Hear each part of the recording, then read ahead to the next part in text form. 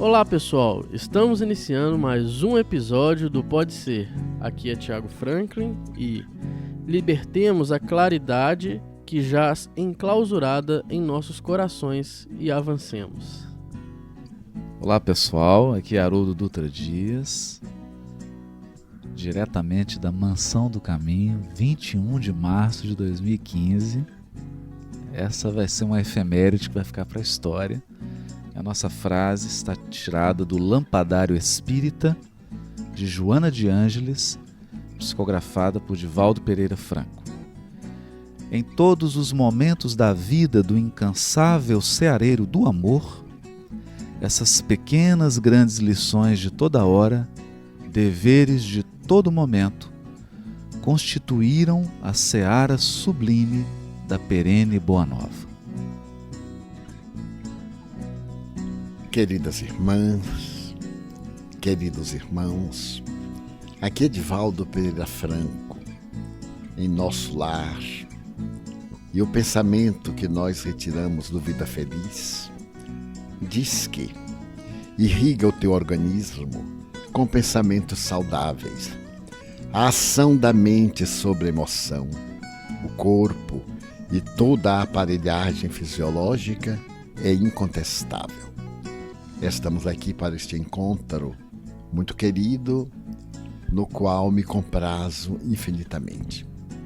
É isso aí, pessoal. Olha que maravilha. Nós estamos aqui na Mansão do Caminho, na casa do Divaldo, na sala dele, com muitos amigos nos observando, gravando esse podcast. Nossa, eu tô até arrepiado de emoção porque, olha, ver o Divaldo com essa alegria de nos receber, com o Lucas, com a turma toda aqui na mansão, ver as crianças no dia a dia, foi uma emoção para nós, né, Haroldo? Já era um sonho, né, Thiago? A gente sempre sonho. Quis fazer um Pode Ser em homenagem a Divaldo Franco, mas a gente não imaginava que a misericórdia de Jesus era tão grande, porque nós somos recebidos pelo Divaldo. Toda a equipe do C, está aqui Gesiane, Luiz, o Júlio Adriano, Thiago Franklin e eu. Fomos recebidos na casa dele, estamos tomando café com ele, almoçando com ele, passando o dia, visitando cada lugarzinho da Mansão do Caminho, vendo a obra com os olhos, as crianças, todo o atendimento e ainda tendo a oportunidade de registrar para vocês que nos acompanham um pouco da história deste semeador de estrelas, como diz Sueli Caldas Schubert. Mas contando também aspectos da vida do Divaldo e deixando ele falar de uma maneira que talvez a gente não tenha ouvido ainda ele se expressar, né? Contando histórias e casos e experiências, porque as experiências dele são pérolas recolhidas e que ele generosamente está disposto a repartir conosco. Então é uma emoção muito grande, né, Thiago? Talvez um podcast que vai ficar para a história, né? Para a nossa história do ser. Né? O meu primeiro contato com o Divaldo Franco foi lá em Belo Horizonte, numa peça de teatro que eu assisti sobre a vida do Divaldo. Se eu não me engano, a peça se chamava Francamente Divaldo. E eu falei, nossa, mas que pessoa maravilhosa, assim, uma história de vida fantástica com a mediunidade, né? E eu acho que o Divaldo podia trazer um pouquinho dessa infância dele, como foi o primeiro contato com a mediunidade. Eu acho que é uma história que todo mundo deve conhecer, né? Podia falar pra gente um pouquinho, Divaldo? Com muito prazer. Agora eu gostaria de começar as evocações em uma homenagem à mulher grandiosa que na Terra foi a minha genitora, sem nenhuma vinculação remota freudiana. Considero uma verdadeira missionária e graças a quem o pouco que eu tenho conseguido ser, devo-lhe em total integridade. Porque foi um exemplo ímpar, confirmando o que nos diz a doutrina espírita. Nós temos a família, não que gostaríamos, mas aquela família de que temos necessidade para evoluir. E nosso lar, modesto, foi um lar laboratório, no qual ela exerceu o papel de grande trabalhadora do bem, conseguindo manter-nos, espíritos atribulados, ricos de conflitos, numa união possível, embora o temperamento de cada um. E recordo-me dos lances dessa mulher extraordinária através da convivência com meu irmão mais velho. Era um homem exemplar no caráter, temperamento muito forte, e quando eu nasci, ele já contava 26 anos. Eu sou o último, ele é o primeiro. Mas, nesta longa existência, eu ainda não encontrei uma pessoa com temperamento que ao dele se assemelhe, porque era de uma firmeza de caráter e de um temperamento rebelde ímpar. Ele casou-se com uma mulher trabalhadora, dedicada, que todos nós tínhamos como verdadeira irmã, e meus pais a consideravam uma filha. E eles foram relativamente felizes, até ela ficar grávida, com uns 11 meses, mais ou menos, depois de casada. Mas, infelizmente, a gestação não foi adiante e ela abortou. E o meu irmão, temperamental, machista, conforme os tristes padrões da época, culpou-a e inimizou-se com ela. Inimizou-se e continuou residindo no mesmo lar, embora sem lhe dizer uma palavra, por mais de 20 anos. E eu era criança e acompanhei, profundamente vinculado a essa senhora, muito bondosa e nobre, que eu amava com extremos de devotamento. Certo dia eu perguntei-lhe: como é que você suporta? Porque parece que você é que é nossa irmã e que é filha de meus pais, porque eles se inimizaram com meu pai. Por qualquer motivo que eu nunca soube, ele deixou de falar com meu pai. E meu pai manteve esse sentimento de dor durante toda a existência, que foi longa, até a morte. E, curiosamente, a minha cunhada disse: ele não é mau, Divaldo. Genésio é um homem ímpar de valores morais. Mas como ele acha que eu sou culpada da morte do nosso filhinho, ele me detesta. Mas quando ele está enfermo, então o amor que ele tem por mim aflora. Eu ajudo, atendo, e logo que ele se recupera, ele volta à inimizade. Naquele tempo não havia divórcio, e eles tinham uma vida classe média. De repente ele resolveu abandoná-la. Abandonou-a porque se apaixonou por uma outra senhora que morava na mesma rua, e foi residir com essa senhora. E passava com a senhora pela porta da sua casa, sem sequer ter dito a ela que ia deixá-la, simplesmente saiu e não voltou nunca mais. Mas continuou muito meu amigo, porque ele me queria muito bem, a mim e a minha mãe. Éramos os únicos na família a quem ele queria bem.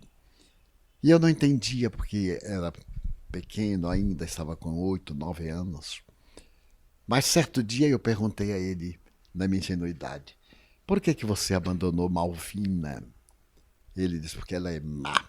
Daí o nome. Ela vem de uma progenitura muito, muito má.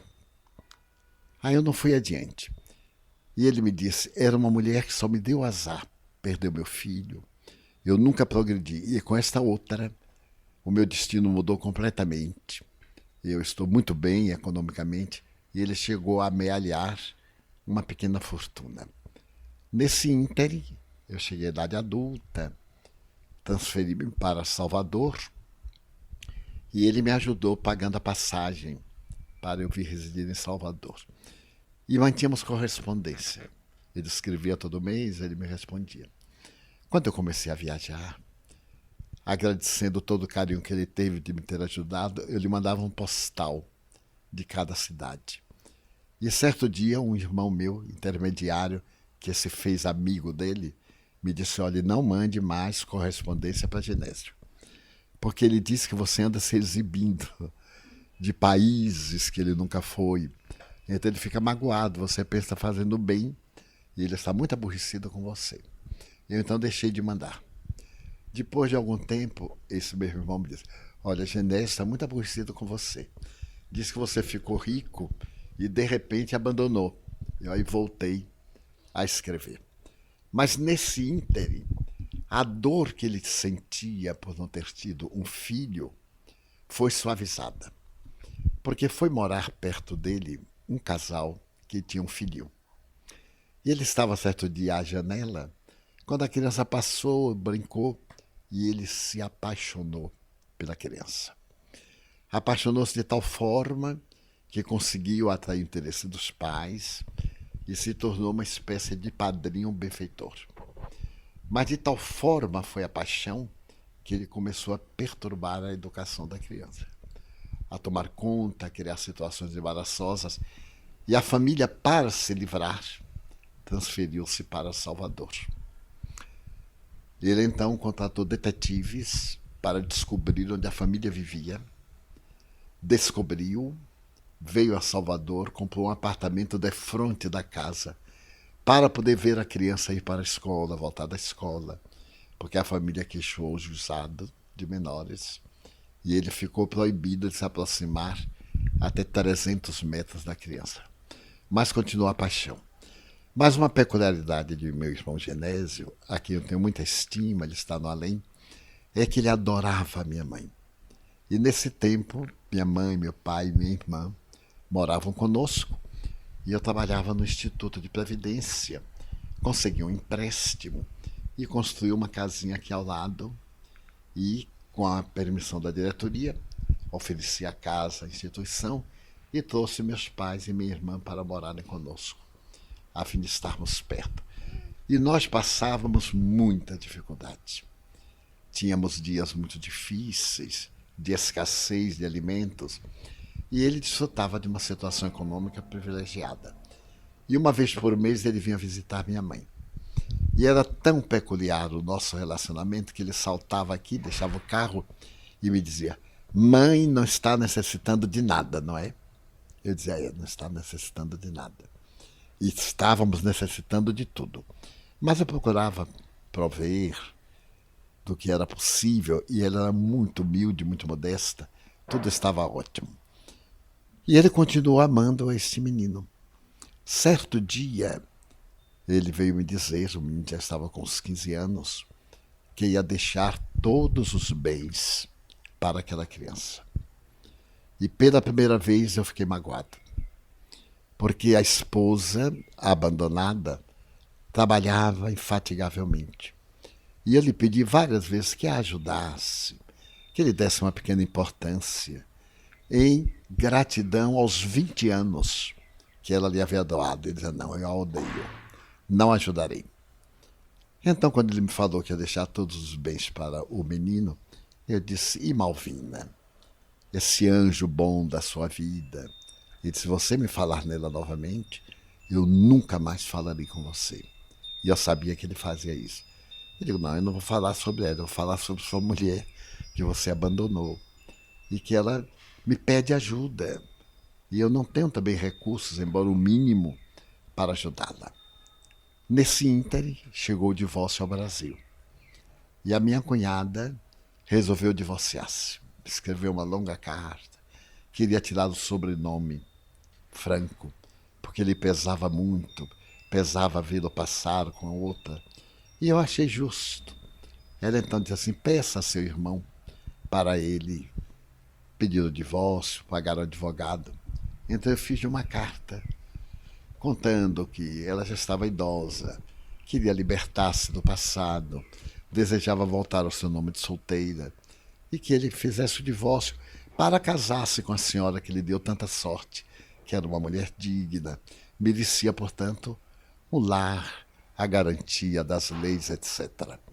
Ele então me respondeu, já que você a ama tanto, contrate o advogado, pague e faça o divórcio. Então, eu contratei o advogado e fizemos o divórcio. Ela ficou muito feliz e etc. E foram passando os anos. E ele começou a ter tormentos pelo temperamento, do ódio que ele tinha de algumas pessoas, inclusive de alguns dos próprios irmãos. Mas minha mãe era o anjo tutelar que o acalmava. Chegava, acariciava-lhe a cabeça, já um homem de mais de 80 anos, e ele então chorava copiosamente. Então eu agradeço a Deus a felicidade imensa de ter nascido num lar aonde eu aprendi a conviver com pessoas difíceis. Também a minha irmã, uma das minhas irmãs, detestava meu pai. De uma forma tal que ela estava sentada e me queria muito bem. E de repente ela dizia, seu pai está vindo aí. Levantava. E dizia assim, mas meu pai é o seu pai. Não. Eu digo, então você está falando mal de nossa mãe, porque nós só temos um pai. Mas eu o detesto. Daí a 5 minutos ele chegava. Certo dia estávamos no ônibus, eu sentado à janela e ele, quando de repente ele me olhou muito triste e disse, meu filho, eles não pronunciavam os nomes, sua irmã me odeia, não é? Eu disse, é pai. Se ela pudesse me matar, ela me matava. Eu digo, matava, senhor. Mas por que, meu filho? O que é que eu fiz à sua irmã? Então eu vi a cena, ali no ônibus. O inconsciente dele liberou uma cena terrível na Argélia, no bordel, quando ele a assassinou. Então ela veio como filha para poder modificar. Passaram-se os anos, o ódio continuava, e mãe entre os dois, tentando apaziguar, porque ela o provocava e ele se irritava. Havia atritos. E mãe defiando o anjo crucificado.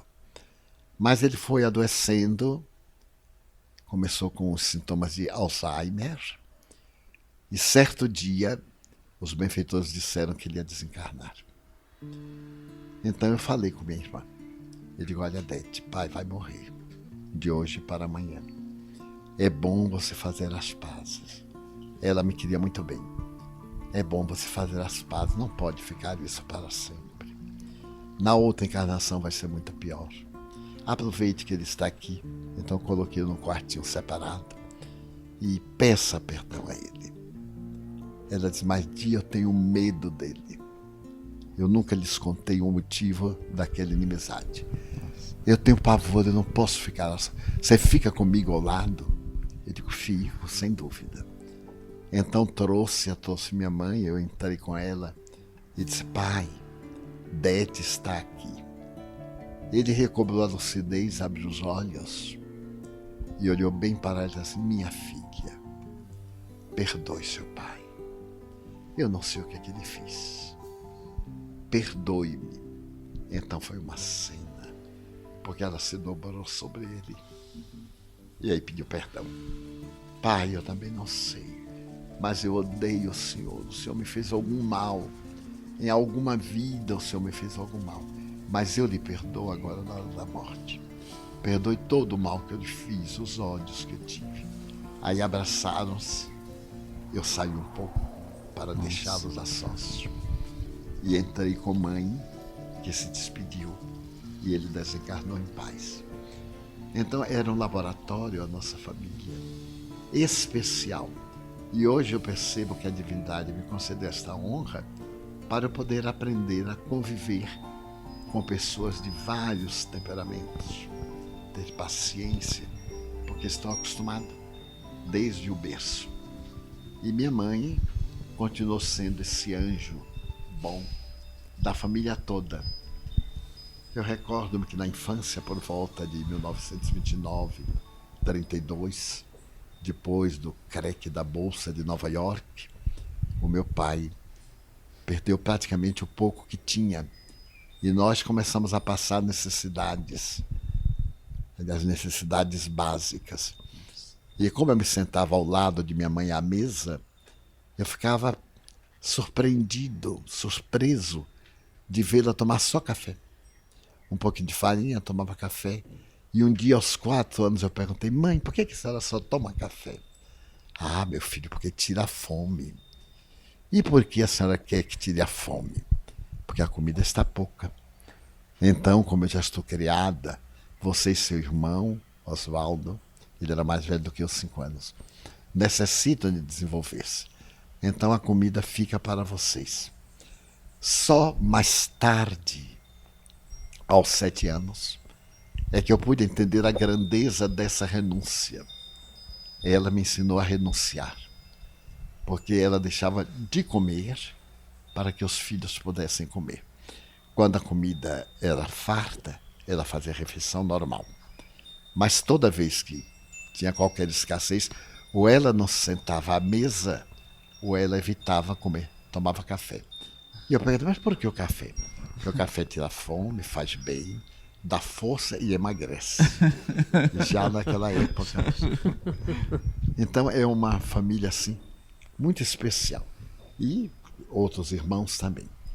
É impressionante, porque uma outra irmã, a mais velha, namorou nos velhos tempos, digamos que por volta dos anos 28 a 30, casou sem comunicar à nossa família, mudou-se sem se despedir dos pais. Nossa. E foi morar em Aracaju. Então, eu não conhecia esta irmã. Meu Deus! Mais tarde, em 1956, eu já era funcionário público e houve um inquérito administrativo da repartição e eu fui nomeado para fazer parte da comissão de inquérito. Viajei e fui visitá-la. Ao chegar à sua casa, bati a porta. Ela veio receber e perguntou: você é quem? Eu disse: o seu irmão. Nossa. Qual deles? Eu disse: Divaldo, o último que você não conhece. Fizemos as pazes. Convidei-a para que viesse rever os seus pais, que não via há mais de 30 anos. Ela veio. Chegou num dia, no dia seguinte brigou com a outra irmã, voltou e nunca mais voltou, até a morte. Nossa, então era uma família assim muito especial. Mas os meus sobrinhos, os seus filhos, 4, eu indo muito a Aracaju, todos se tornaram espíritas. E ela desencarnou muito bem comigo, mas ela me dizia: eu não posso ser espírita. Mas por que não, Otília? Porque eu odeio. E sendo espírita eu tenho que deixar de odiar. E eu não quero deixar de odiar. Então desencarnou idosa com 92 anos. Mas era um ser gentil, bondosa, mãe excelente, esposa exemplar, mas tinha a sua sombra do passado. Então eu penso que a divindade me honrou com essa oportunidade para poder treinar as tarefas que, por certo, eu deveria ter no futuro, lidando com pessoas difíceis, pessoas agressivas, né? Sofrendo algumas agressões físicas e sem guardar raiva, pelo hábito desde a infância. E porque quando minha mãe desencarnou em 1972, ela estava em aparelhos, fez um pré-coma. E estávamos, minha irmã Dete, que a adorava. Tinha tanto amor por ela, que se deitava numa esteira no chão, para ficar segurando a mão dela. Nossa, que lindo. Para que, se ela tivesse qualquer coisa, ela atender. Era um amor impressionante, embora o seu temperamento atormentado tivesse reações, as mais inesperadas, mas era um amor incomum. E nesse momento, minha mãe despertou. Ela possuía olhos verdes lindos. E eu dizia brincando para ela: mãe, a senhora me deu tanta coisa, podia ter me dado seus olhos verdes também. Ela sorria e dizia assim: depende de Deus, meu filho. Depende de Deus. Mas então, ela despertou e disse: Di, Nair, que era minha irmã que se suicidou, está aqui. 33 anos de sofrimento no além. Ela está me pedindo para vir logo, a fim de arrancá-la desta dor que ela já não aguenta mais. Eu irei, meu filho. Mas assim que eu a acalmar, eu volto para tomar conta de você e de Dete. Que vocês não têm ninguém. Ele, como eu não tenho, mãe? Você já sabe da minha família, dos meus irmãos espirituais, da família daqui do centro, das pessoas que renunciaram a tudo para vir trabalhar. Ele já disse, mas não tem assim a família, um irmão, uma irmã carnal. Você é muito sozinho. Tem Nilson, que é como seu pai. Tem Dete, que ela se dedicou a trabalhar para a creche. Ela costurava 16 horas por dia para atender a todas as crianças da creche. Que ele tinha aquele lado de angústia e tinha o lado de bondade, né? Como Deus é fantástico. Uma coisa ia compensando a outra.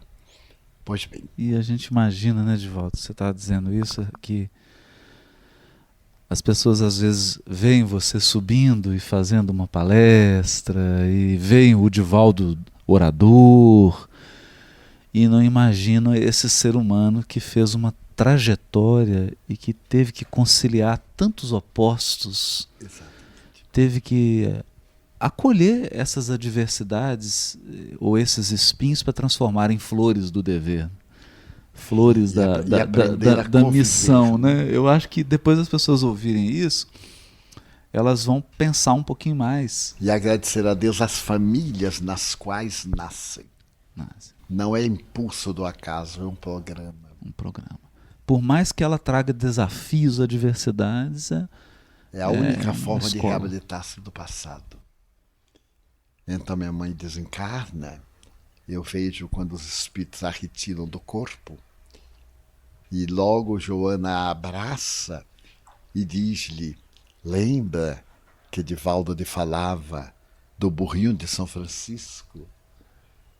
Ele contava muito que São Francisco, à hora de morrer, recebeu o Frei Leão, que ele perguntou, meu pai, eu tenho um amigo que maltrata muito o seu jumentinho.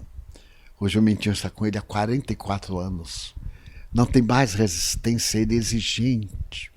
Não tem compaixão do jumento. O que é que eu faço? São Francisco disse, quem é ele? Traga-o aqui para eu repreender esse ingrato. Frei Leão disse, sois vós, meu pai. Vosso corpo é o vosso jumentinho. Vede como está.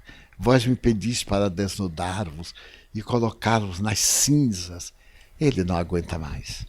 Então São Francisco começou a chorar e perdoe-me, meu jumentinho. Eu não fiz por mal, etc. Eu contava à minha mãe, ela se comovia. Então na hora que ela desperta, a Joana diz, olha o seu jumentinho, Ana. 86 anos que ele lhe carregou, agradeça. Ela então se ajoelhou, o velho hábito, se ajoelhou e agradeceu, comovida. E então foi levada para o além. Mas, quando ela estava morrendo, ela disse, meu filho, eu vou voltar para tomar conta de vocês. Eu disse, não volte, mãe. Os bons espíritos dizem-me que há um lugar muito bom que a aguarda. A senhora vai ser muito feliz no mais além. Ela disse, qual é a mãe que pode sentir-se feliz no além, com os filhos na terra sofrendo? Enquanto vocês viverem, eu estarei ao seu lado. Eu aí insisti. Eu disse, mãe. Ela disse, meu filho, você quer discutir com sua mãe na hora da morte? Falou isso, né? Ela ganhava toda a batalha. Toda a argumentação. Uma argumentação fatal. É daí que veio seu poder de argumentação, de volta. Como é? Aí eu calei a boca. E 10 dias depois eu estava na cidade de Castro, no Paraná. E falava sobre mortalidade da alma. Repentinamente eu virei-me e a 5 metros ela estava com o vestidozinho que eu lhe havia dado do meu primeiro salário. Um vestido de seda, de chiffon, branco com umas florzinhas azuis. Minha irmã fez o vestido, ela usou uma vez para fazer uma fotografia e disse, quando morreu eu quero ir com este vestido que meu filho me deu. Então ela apareceu e me disse assim, Di, voltei, meu filho. Ela estava exuberante, um halo de luz assim muito delicado em volta da aura. Voltei, diga-lhes que ninguém morre, que a vida continua. É uma porta que se cerra, mas é uma porta que se abre na direção do infinito. Então aí, entusiasmado, acho que fiz a mais emotiva conferência da minha vida. Nossa, então, onde que foi, Divaldo? Castro, no Paraná. No Paraná. Fica mais ou menos a uns 60 quilômetros de Ponta Grossa. Isso em que ano, Divaldo? 1972. 72. Um ano depois de eu nascer. Estava começando. 71. Então, eu considero essa família uma bênção, um laboratório. Porque até hoje eu não tenho mais nenhum irmão, só tenho sobrinhos netos. Não tenho assim, nenhum vínculo material. Mas, curiosamente, todos os meus irmãos, talvez porque eu fosse o último, gostavam de mim. Qualquer coisa atraía-os a mim. Depois, quando eu me tornei espírita, 2 deles se tornaram espíritas também. E mesmo Genésio, que não aceitava, mas era ter uma dor de cabeça, ele vinha de Feira de Santana e me dizia: dê-me aí um passe para tirar essa dor de cabeça. E eu tinha que tirar a dor de cabeça. Eu dava também analgésico para ele.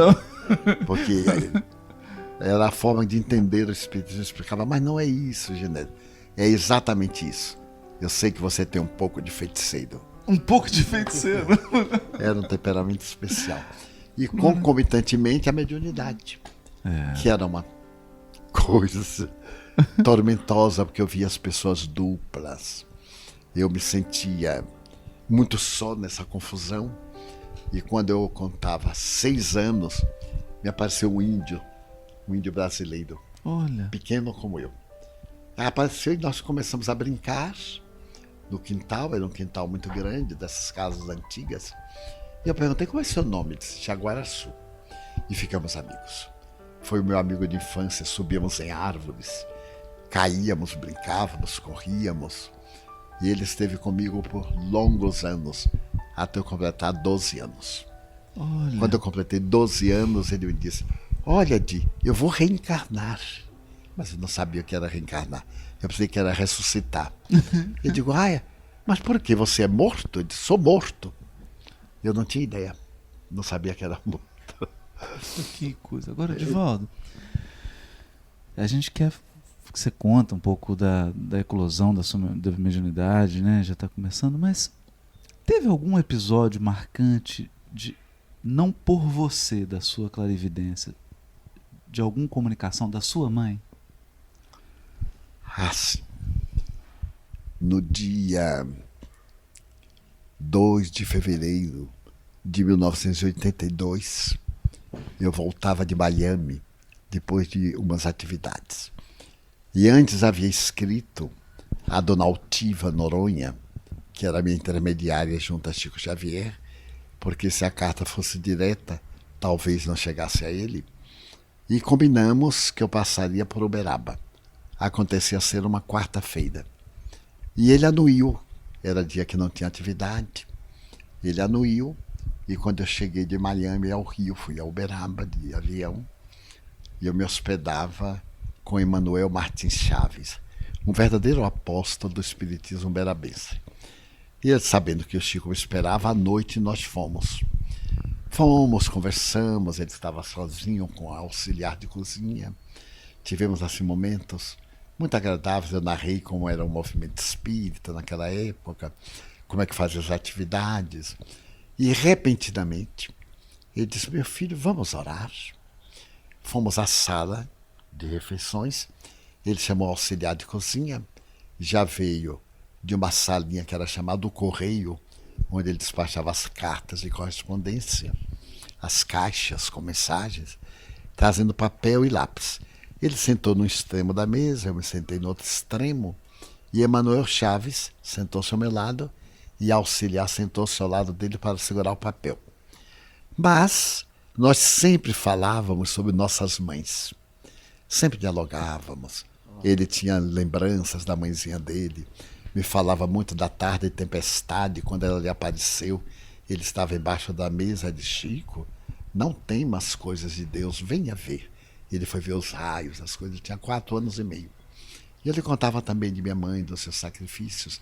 Ele sabia que minha mãe era analfabeta, sabia da saudade que eu sentia dela. Ela havia desencarnado 10 anos antes, exatamente 10 anos. Então sentamos-nos e subitamente ele orou e disse: vamos escrever. Escrevemos, e quando voltamos à lucidez, eu havia psicografado. Ele disse: leia a mensagem do Dr. Bezerra.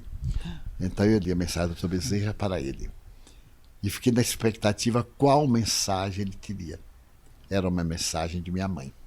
Porque quando minha mãe estava encarnada, ele dizia assim: mãe, mas a senhora é tão inteligente que eu gostaria de lhe ensinar a ler e escrever. Porque em uma semana a senhora aprenderia. Ela sorriu e disse: meu filho, eu já sou diplomada pela Universidade da Vida e não quero colocar confusão na minha cabeça. Quando Chico começa a ler a mensagem, eu logo vi que era de minha mãe.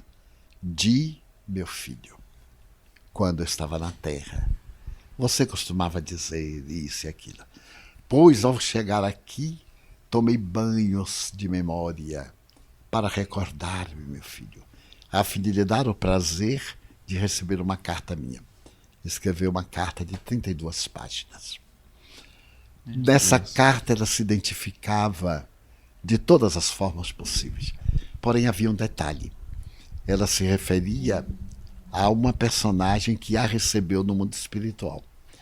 Dona Maria Domingas Bispo, que havia desencarnado no dia 2 de julho de 1932. E então, na época eu estava com 5 anos e recordei que não conhecia essa senhora. Eu conhecia todas as amigas de minha mãe, que eram poucas. Quando eu voltei, meu irmão mais velho veio, perguntou por ela, ele recebeu a carta do Chico, ele tinha muito respeito pelo Chico. Aí eu li a carta omitindo essa informação, porque eu não conseguia me lembrar. E então eu perguntei: Genésio, mãe tinha alguma amiga de nome Maria Domingas Bispo? Ele disse: não tinha. Perguntei aos meus outros 6 irmãos. Ninguém a conheceu. Eu digo: mas não é possível. Chico não erra. Mãe também não erra. Eu tenho que descobrir. Fui à Feira de Santana e pedi ao prefeito que me facultasse um funcionário para nós olharmos os livros de registro. E ele, por ser muito amigo nosso, me facultou um funcionário e em 3 dias nós olhamos no cartório o registro de 1927 a 1935. Não havia nascido nem morrido no livro de óbito ninguém com este nome, Maria Domingas Bispo. Eu tinha que voltar, porque trabalhava nessa época. E tem um amigo que ainda está encarnado em Feira, já idoso, com o nome de Laurites Bastos.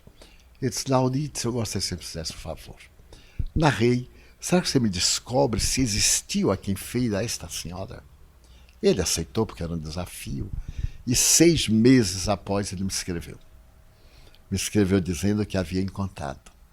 E narrava que havia feito pesquisa na igreja, no cemitério. Não havia o registro da senhora. Então o que aconteceu? Ele um dia estava na praça do mercado e disse: Dona Ana, a senhora nos meteu nesse imbróglio. Ajude-nos a decifrar. De imediato ele teve assim um insight. E lembrou-se que em 1982 o município de Feira de Santana era enorme. Havia muitas vilas nas extremidades, mas em 1946 houve uma lei de municípios. E aquelas antigas vilas foram transformadas em municípios. E disse: é provável que num desses municípios ela esteja enterrada. Então tem o município de Humildes, da Lapa, de São José das Itapororocas, de Santa Bárbara. Ele então teve a ideia de visitar São José das Itapororocas, onde nasceu Maria Quitéria, que é a heroína brasileira. Ela foi para a Guerra do Paraguai, vestiu-se de homem e foi para a Guerra do Paraguai. Então ele foi, e no livro de óbitos da igreja, um livro já muito gasto, tinha, no dia 2 de julho de 1932, na sede, portanto, na cidade, morreu Dona Maria Domingos Bispo, a quem foi negado o solo sagrado. Ela foi sepultada aqui, porque era protestante. Então ele fotografou a página, me mandou, provando a grandeza da mediunidade do Chico. Porque se olharmos do ponto de vista parapsicológico, com as suas estranhas teorias, nenhuma delas explica, nem a célebre intuição, depois a telepatia, a hiperestesia indireta do inconsciente e etc. Só o próprio espírito de minha mãe e de Dona Maria Domingas, que nunca também me apareceu, é que poderiam narrar um fato que somente as duas sabiam. Então isso para mim foi extraordinário. Extraordinário. Agora, Divaldo, uma coisa que todos ficamos assim, aquela vontade de saber, o primeiro encontro nessa encarnação com a benfeitora Joana de Ângeles. Como foi? Foi no dia 5 de dezembro de 1945. Nós fazemos reuniões numa casa de uns amigos, a família Sarroris. Ainda existem vários membros, e a senhora que nos recebia, Eunice, ainda existe, está nonagenária no Rio de Janeiro. Ela reside na Senador Vergueiro. Então, curiosamente, nós fazemos uma reunião, o casal, ela, Celso, eu e Nilson. E então era a reunião assim, faz uma prece e eu recebia espírito, bons, maus, de todo jeito. E aparecia um espírito e dizia assim, olha, eu sou o responsável pelo grupo. Meu nome é Manuel da Silva. Então, por 6 meses, Manuel da Silva vinha, nos aconselhava, nós achávamos lindos, mas não entendíamos nada em 1945. Eu achava tão bonito ser médium, porque quando eu acordava, eles me contavam, e eu ficava deslumbrado, mas não acreditava, eu digo, eu estava dormindo. Como é que a gente pode falar dormindo e não lembrar? No dia 5 de dezembro de 45, eu vi, Manuel da Silva veio, eu o vi chegar, ele se comunicou. Quando eu voltei ao normal, Nilson me disse, Di, estamos mal. Estamos mal. Manuel da Silva vai reencarnar. Eu digo, o que será da gente? Ah, ele trouxe um espírito que se comunicou e disse que a partir dali ia tomar conta de nós. Eu perguntei como é o nome. Um espírito amigo. Eu digo, que coisa horrível. Um espírito amigo. Não tem nome? E aí não gostei nada. Mas eu via um jato de luz. Bom, passaram-se os meses, um espírito amigo. E eu não me conformava. Desci em interior, li a doutrina.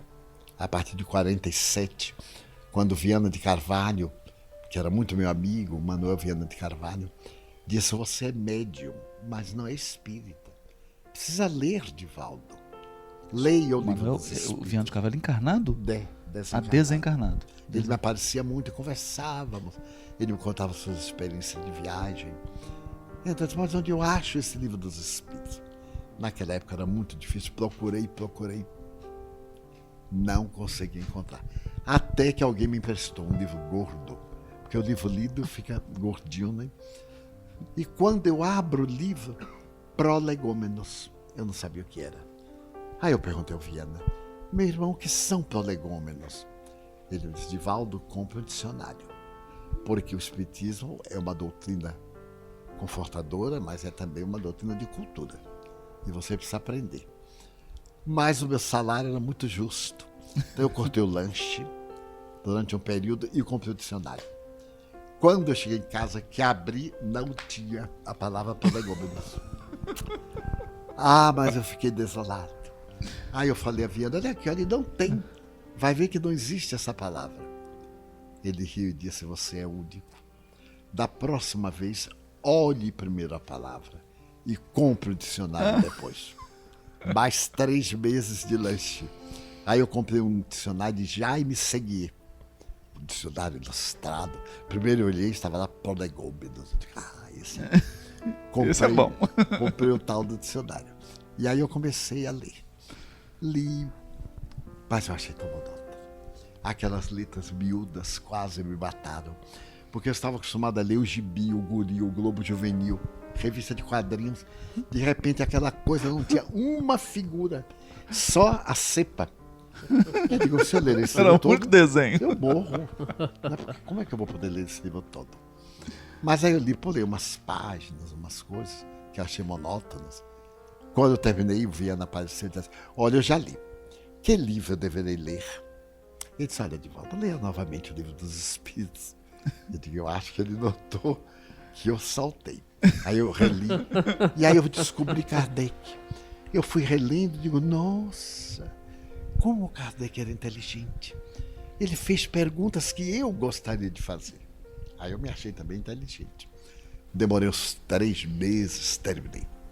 Quando eu terminei, eu disse, meu irmão, agora eu já li e memorizei algumas perguntas que eu achei bonitas. Que livro eu leio? Agora, estude o Livro dos Espíritos. Vou lhe dizer uma coisa. Se você viver 100 anos estudando o Livro dos Espíritos, em cada vez que o releia, ele será inteiramente novo. Eu digo, nossa, o espírito é fanático. 100 anos? Sim. Divaldo, leia, estude. E agora leia concomitantemente o Livro dos Médiuns. E vá comparando. Aí eu comecei a tarefa. Muitos anos depois, nos anos 60, eu fui proferir uma conferência na formatura de odontólogos aqui na universidade. Foi um fenômeno, uma abertura muito grande. E quando eu terminei, formou um grupo de estudantes, e Divaldo e tal, e porque a física quântica, eu não sabia o que era, nunca tinha ouvido falar. Mas Divaldo, porque no campo de vácuo, eu digo, Ave Maria. Mas aí eu dava, louco para me ver livre. E ao mesmo tempo, lembrando do Viana, se você lê 100 anos, eu digo, ele me enganou. Eu já estou lendo há mais de 18 e não sei física quântica. Quando eu cheguei em casa, eu morava fora da mansão. Ele me apareceu. Eu digo, o senhor me enganou, e falei altas, porque quando eu estou sozinho eu falo alto com eles. O senhor me enganou. O senhor me disse que eu saberia praticamente tudo se eu lesse. Agora quase eu morro com esse negócio de física quântica. Ele disse, qual é o problema? No Livro dos Espíritos não tem.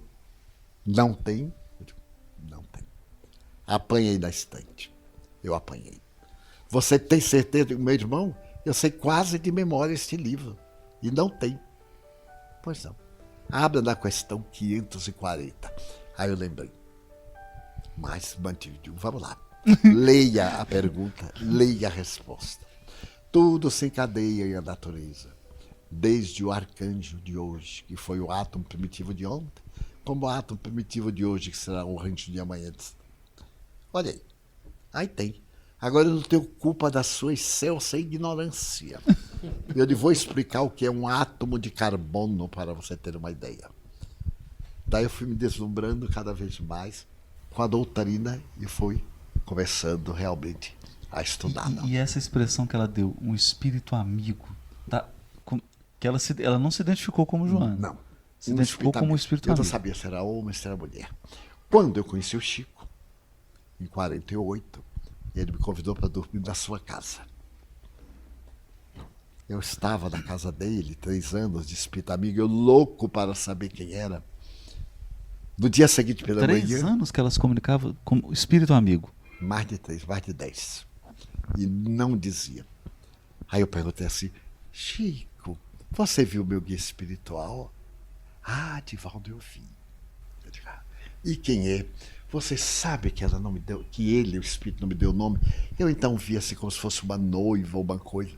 Me enrolou completamente. E nunca me disse, nessa época. Eu digo, mas é uma tragédia. Quando nós já tínhamos a noção do caminho, certo dia chegou uma senhora do Rio de Janeiro, desequilibradíssima, com mala, cuia, vim me hospedar aqui. A gente não tinha de receber a senhora. Foi o Huawei para mexer criança, tira daqui, bota ali. Colocamos a senhora. E a nossa casa ficava numa praia. O fundo do quintal era uma praia muito bonita, na Cidade Baixa. No dia seguinte, a senhora me diz, olha, Divaldo, eu vou à praia levando os meninos. Eu digo, mas aqui nós temos regulamento. Não, não está de regulamento, não, eu sou do Rio. Vamos levar os meninos. E aí levou aquela meninada. Nossa. Eu deixei para não ter contrariedade. E brincaram, Quando foi meio-dia, ela chegou com os meninos e disse: tio Divaldo, esta senhora linda, uma tia, nós botamos o nome dela Lambretinha, porque ela entra numa... Nós adoramos tio Divaldo.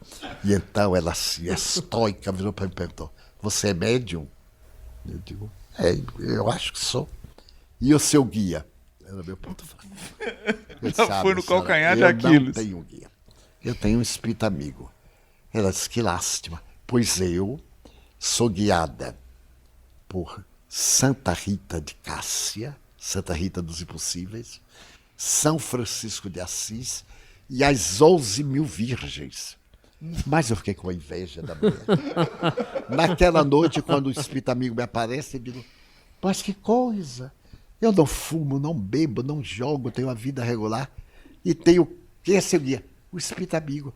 Essa senhora louca varrida, que tem as 11.000 virgens, Santa Rita de Cássia, São Francisco de Assis. Aí, pela primeira vez, eu vi que o espírito riu.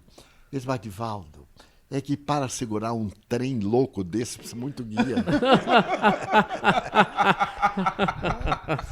Você que já está no trilho, não precisa de guia nenhum.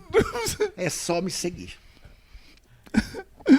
Foi por volta de 1969... Nossa. Que eu estava profissional na conferência da Cidade do México. Do Salão Maçônico, Vale del México, pela CEPA, essa Confederação Espírita Pan-Americana. Era um congresso internacional. E eu estava para fazer a palestra quando eu vi entrar um espírito lindo. E aí alguém que estava ao meu lado, espiritual, disse: só Juana Inês de la Cruz. Mas o indumentário é lindo. Ela veio, se acercou, sorriu para mim. Eu digo: nossa, ai, se eu tivesse um guia deste. E antes de terminar a palestra, disse: chame aquele rapaz que está ali gravando, os gravadores eram grandes, e peça-lhe para que ele indique chegar a San Miguel Nepantla, perto de Cuernavaca, porque nós vivemos ali numa fazenda. Mal terminou a reunião, eu chamei o rapaz e disse: você poderia me dizer como é que eu alcançaria San Miguel Nepantla? Eu vou ficar aqui uns dias. E ele disse: olha, eu sou engenheiro da Petromex. E se você não se importa, eu terei prazer com minha família de no domingo levá-lo lá. Ele se chama Inácio Domingues. No domingo ele me levou. E nós fomos ao lugar em que nasceu Sora Juana Inês de la Cruz. Então ela apareceu e me contou a história. Nesse momento ela se transfigurou diante dos meus olhos e apareceu como Joana Angélica, a Mártir da Independência. Eu conhecia de fotografia. E então ela me apareceu assim no fulgor. Era um amanhecer muito bonito. Tem os escombros da casa, uma placa. E então ela disse assim: eu sou o espírito amigo. Eu perguntei: e qual é o nome da senhora? Joana. Ai, mas eu fiquei tão decepcionado. Porque eu queria um guia de nome estrangeiro. Necessitava de um guia. Eu tinha assistido um filme, O Morro dos Ventos Uivantes. E no Morro dos Ventos Uivantes tem um personagem que se chama Heathcliff. Quando ela enlouquece, que está Heathcliff, eu digo: ai, se eu tivesse um guia. Com nome bonito. Quando eu tiver um filho, eu vou botar este nome, Heathcliff. Aí chega o que começa o nome Joana. Eu digo: nossa, nome de lavadeiras, de gente pobre. Eu pensei mesmo. Eu era assim tão estúpido. Ela sorriu e disse assim: chama-me Joana de Ângeles. Aí eu achei o máximo. Mas o máximo. Joana dizia: meu Deus, como a senhora é bonita. Mas eu vi agora a senhora com 3 rostos. É, meu filho, são as nossas experiências pretéritas. E aí eu já tinha muita amizade pelo espírito amigo, eu gostava muito e tal. Um dia eu estava lendo a mensagem, a paciência, e vi lá o espírito amigo. Eu disse: que coincidência, perguntei. Eu pensava que era Alba, né? Meu irmão, olha uma mensagem aqui com seu nome. Pois é. Eu desencarnei em 1822. E quando eu estava no além, a equipe do Consolador convocou-me para trabalhar na construção da nova doutrina que traria Jesus de volta. E essa mensagem fui eu quem a escreveu. E mais tarde, ainda no Evangelho, uma outra sobre a caridade. O Espírito Amigo também seria de sua autoria. Então ficamos amigos. E ela foi me levando para entender. Lá mesmo, eu fui visitar o museu de Chapultepec, onde tinha um pouco da história dela. Esse amigo me ofereceu a coleção das suas obras, que eu não tive coragem de ler, porque é muito pesado. E é um espanhol muito antigo, mas eu li alguma coisa. Então foi assim que eu descobri quem era o meu guia. Divaldo, e tem uma mensagem dela, psicografada pelo Chico no livro Falando a Terra. Tem, Joana Angélica. Que é fabulosa, uma mensagem linda. Linda. Impressionante. E eu perguntei um dia ao Chico, Chico, essa Joana Angélica, isso muito depois, né? É a mesma Joana de Ângeles? Ele olhou aquele olhar maroto assim, ô meu filho, os espíritos também usam pseudônimo. Que ótimo. Que fantástico, né, Júlio? Edivaldo, a gente podia voltar um pouquinho sobre a questão da sua mediunidade quando ela eclodiu e quando você começou as suas primeiras conferências. Tem uma história sobre as primeiras palestras na Federativas. Podia contar pra gente. Ai, meu Deus. É que era muito... Eu nunca fui nada, né? E, de repente, eu estava em Aracaju, na casa da família Sarroris, e conversávamos. E Ederlindo, muito obrigado, ele me disse assim, Divaldo, conte como é que você vê. Eu comecei a contar. Ele, como é que a gente vê? A gente olha e vê, enxerga e tal. Ele disse, por que você amanhã não conta lá na União Espírita Sergipana? É um grupinho de nada, porque nós não temos médio vidente, então você conta para nós. Eu digo, tá ótimo. Mas nesse ínterim, eu cheguei à sala de visita e vi a revista Reformador. A primeira vez que eu a vi. Aí eu abri e tinha uma mensagem, A Lenda da Guerra. Aí eu li, eu tinha muito boa memória nessa época, assinado Humberto de Campos. Essa época é ótima. Quando eu terminei de ler, eu digo, amanhã eu vou contar essa. Primeiro eu conto a história, para não entrar logo direto, e me preparei. Excelentíssima senhora, excelentíssimos senhores, vou narrar a lenda da guerra. Quando nós fomos, éramos 27 pessoas, dirigida por José Martins Peralva Sobrinho. Era ele o presidente da União. O pai da Rose estava presente, a mãe, Dona Neide, seu Mesquita.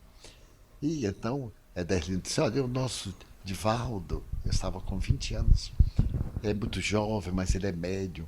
Ele nos vai falar um pouco das suas experiências. Pode falar, Divaldo, eu levantei. Levantei como isso. Excelentíssimas senhoras, excelentíssimos senhores, eu vou contar a lenda da guerra, psicografada pelo médium Francisco Cândido Xavier e ditada pelo espírito Humberto de Campos. Quando eu falava, esqueci. Deu um branco, mas eu esqueci terrivelmente. Aí me perturbei e disse, eu ia falar sobre a lenda da guerra, mas eu me esqueci. E aí me sentei.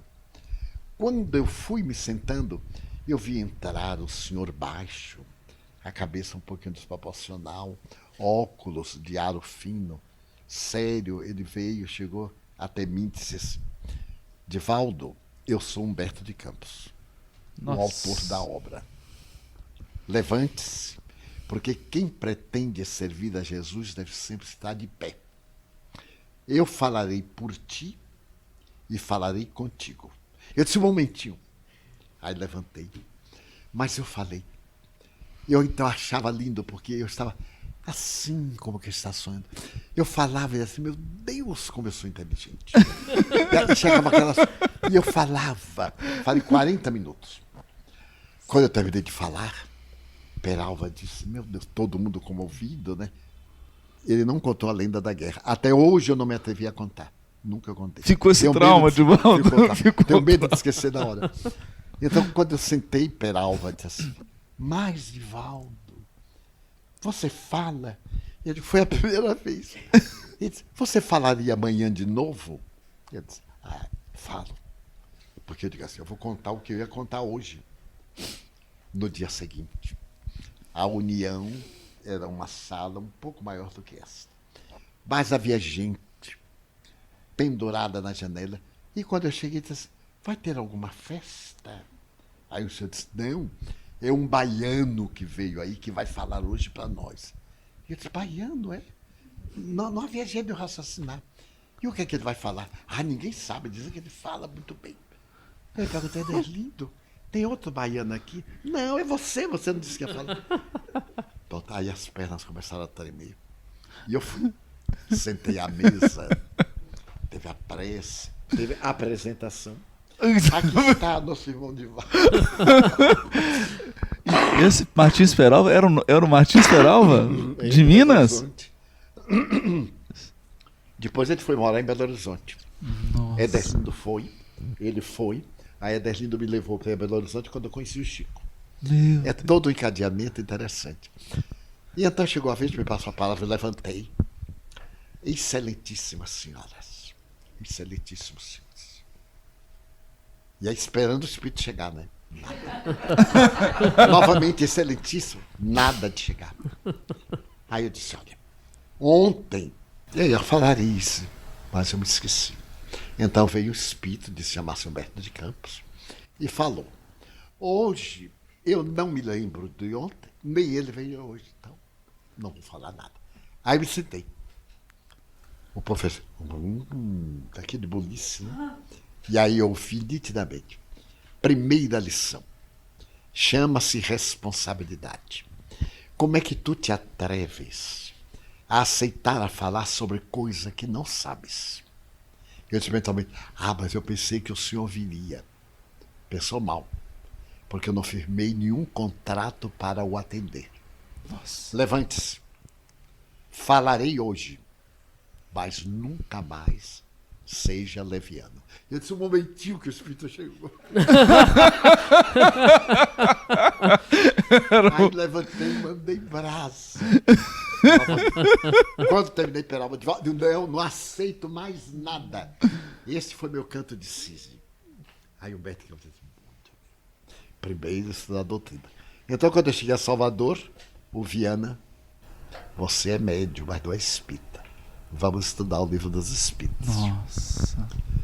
Então, agora, esse encadeamento é maravilhoso, né? É impressionante. E aí você foi depois a Belo Horizonte e estava lá o Martins Peralva. No ano seguinte, o Ederlindo Sarroris, ele havia sofrido tuberculose pulmonar. E Peralva também. E naquela época, os melhores hospitais para tuberculose eram em Belo Horizonte, por causa do clima. Então, Peralva, o Ederlindo se transferiu em dezembro, Peralva em fevereiro. E foram morar nos Inapiários.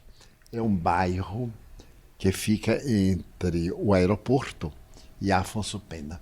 Hoje deve ter um outro nome. Eram os primeiros edifícios. IAPI. Eram aqueles edifícios altos. Então nós fomos. Ederlindo convidou, venham passar as férias. Aqui vai ter oportunidade de conhecer. Sim, porque quando Humberto se comunicou, ele disse, agora escreva a Chico Xavier para que ele lhe oriente. Eu escrevi quando cheguei a Salvador. Excelentíssimo senhor Franciscano de Xavier. E eu não sabia que vós era a segunda do plural e excelentíssimo, vossa senhoria, eu achava que era o mesmo. Porque vós sabeis. Excelentíssimo senhor Chico Xavier. Aquela carta, assim, me apareceu um espírito de nome, Humberto de Campos, pediu para eu vos escrever. Eu tenho a cartinha resposta. Daí a Deus, assim, meu querido Divaldo, nosso Humberto falou-me muito sobre você. Nossa. Falou-me da sua juventude. E eu gostaria muito de o conhecer. Nesse ínterim. Quando marcamos a viagem a Belo Horizonte, eu o comuniquei por telegrama. E numa terça-feira, ele sempre vinha a Belo Horizonte, porque havia uma família, a família Lucília Cavalcante, que era muito amiga. É um caso lindo, impressionante isso da família Cavalcante. E Ederlindo sabia Peralva. Então, com Arnaldo Rocha, nós fomos a Avenida Tupinambás, número 330, Foto Minas. Onde morava. Isso é porque a sua memória não tá boa, né? É antiga. Entendi. Onde morava a dona Lucila, que era uma senhora viúva pernambucana, mãe de um casal, Carlos e Dorothy. E então nós ficamos, às 16 horas, ficamos à porta ali da Avenida Tupinambás, quando de repente para o carro e salta aquela coisa linda, com uma boina azul que ele me ofereceu. Eu tenho a boina, aquela boina azul de feltro. E assim, ele era bem gordinho, alegre, ele foi abraçando todo mundo. E eu lá numa ponta da fila. Quando ele chegou em mim, ele disse assim: "Uai, Divaldo, como você é jovem." Eu quase morri. Eu digo: "Chico, como é que você sabe que sou eu?" Ele pega na minha asa, meu filho, e não larga de jeito nenhum. Aí grudei no braço. E entramos. Porque essa família Cavalcante era uma família profundamente ligada a Chico Xavier. Essa senhora enviuvou no Recife e transferiu-se para Belo Horizonte com os filhos. Ela era fotógrafa. E então ela criou a Foto Minas. Carlos estava na época com 16 anos, Dorothy com 18. E ela passava muitos problemas. Certo dia ela foi a Pedro Leopoldo. E Chico saiu do trabalho mais cedo. Quando ele estava na rua principal, ele viu do outro lado aquela viúva, ele chamou-a. Chamou-a e disse: "Lucila, há quanto tempo eu estou esperando por você?" Conversou bastante com ela. Dialogaram. Naquela noite ele recebeu uma mensagem do marido e disse: "Lucila, sua família é minha família. Carlinhos me é muito querido." Aí ele passou a frequentar. E Carlinhos seria a reencarnação de Carlos V. Nossa. Filho de Juana La Louca. Que impressionante. Que teria sido ele. Teria sido ele. Esposa de Felipe Elbélio. Olha. O negócio é um rolo. Daí quando veio com essa de Kardec, Chico, pelo menos naquele tempo não era. Não. E isso ele próprio me contou. Ele tinha pelo Carlos algo de impressionante de amor pelo menino. E foi vítima, em 1956, de uma situação muito lamentável. Porque o menino hoje já é um senhor, ele teve um infarto recentemente. Não agiu como devera. E ele nunca mais voltou A casa. à casa. Era de um caráter, Chico. A doutrina estava acima de tudo. E como o fato criava embaraços muito sérios, ele optou por dilacerar o coração. Porque é, como diz Kardec, né, o calvário dos médios. Cavalo. Médio sem calvário é observador de teatro. Né? E Joana me diz: "Meu filho, todas essas quinquilharias não dei o menor valor." Realmente, eu só fui ao museu acho que 1 ou 2 vezes, nunca fui. E Darcy insiste, eu digo: "Não me interessa. Tem aqui um, entendeu? Não me interessa." E são quinquilharias. As verdadeiras condecorações do trabalhador do Cristo são as cicatrizes que leva na alma. Então, não ostente nenhuma quinquilharia, porque o Senhor vai olhar quantas cicatrizes você traz na alma.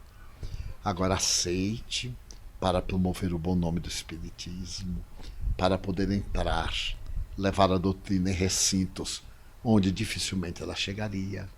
Então é válido, é um respeito humano, dê o valor que merece, retribua à sociedade a confiança, mas não deixe entrar na sua alma, porque senão lhe perverte. Nossa. Já tá todo mundo percebendo aí o tom do podcast, né? Então, quem tiver aí querendo tomar uma água, chorar um pouco, se refazer das emoções, porque tá demais, né? A gente vê o Divaldo assim abrindo o coração e falando essas coisas todas, é muito impressionante. É o que eu gostaria de dizer a muitos companheiros da mediunidade, para que não se equivoque com os chamados lauréis. nem com as entidades venerandas que, por acaso, venham a ser instrumento mediúnico. Kardec assevera bem que se reconhece o bom médium não porque ele receba espíritos elevados, mas pela maleabilidade de se comunicar com os espíritos. Porque alguns me dizem assim, eu só recebo fulano de tal, Beltrano, e está agora na moda, de repente a pessoa se torna médium. Eu estou no movimento há muitos anos e conheço o calvário de todos os médiuns, suponho. Alguns me narram suas dores íntimas, suas frustrações, seus testemunhos, suas noites mal dormidas. E, de repente, as pessoas se tornam médiuns e passam a ser instrumentos de entidades venerandas que coroam a mediunidade depois de um largo período. Chico recebeu espíritos eminentes, mas ele recebeu um espírito que apenas assinou o espírito numa memorável reunião de sexta-feira em Uberaba. E tudo indica que é o espírito de verdade. Meu Deus, é mesmo? Mas não Divaldo? assinou. Não assinou. O espírito. É uma mensagem breve, sintética, que ele psicografou. E veja, não recebeu Kardec. Evitou receber entidades que criassem litígio e debates. Recebeu entidades venerandas, personalidades da Terra que foram muito célebres, mas dentro de um pudor que está desaparecendo. Você está perdendo isso, né, Divaldo? Está, vamos dizer... Você acha que isso tem a ver, Divaldo, com a sociedade que a gente vive hoje, onde as pessoas têm uma necessidade de exposição tremenda? Facebook, as pessoas vão ali num restaurante comer, aí tem necessidade, às vezes, ou às vezes se entregam para uma atividade sexual e divulgam tudo. E isso está chegando também no movimento espírita, na mediunidade também, essa ânsia translocada de... A psicologia chama NV, necessidade de valorização. Então, pegam a mística da mediunidade para vender livros e mensagens que não resistem, como também no meu caso, à mínima crítica, firmadas por entidades venerandas. Essas entidades venerandas não se comunicam tão facilmente. Um espírito como o Dr. Bezerra de Menezes tem uma equipe, é um centro de comunicações. Olha. No além há um centro de comunicações que ele administra. Então ele pode apresentar-se quase como que em ubiquidade. Está presente simultaneamente, porque dali ele irradia o pensamento. E uma equipe de espírito de um nível bom representa-o-no. Quando se faz necessário, comunica, traz a mensagem dele e dá o nome, como se fosse. Mas, infelizmente, estamos, alguns espíritas, barateando muito a mediunidade com nomes pomposos. Tem havido casos lamentáveis de, por exemplo, Dr. Bezerra prometer abraçar colaboradores de instituição, aqueles que são os melhores benfeitores, fazer uma lista dos que vão ser abraçados no Natal. Nossa. Como aqui na Terra nós fazemos, né? Essas homenagens pessoais que eles já ultrapassaram. Esse nível eles já ultrapassaram. Eles amam o mais infeliz, talvez, com o maior sentimento de ternura do que aqueles poderosos do mundo. E então é preocupante, porque os indivíduos não passaram pelo fogo dos testemunhos mediúnicos. Não conviveram com a mediunidade. São médiuns naqueles instantes festivos. Mas o médium o é 24 horas. 24 horas ele é médium. Concentrando-se, ele entra em sintonia. Mas ele é médium o tempo todo. Então nós precisamos de trabalhar, conversar para dignificar um pouco mais a mediunidade.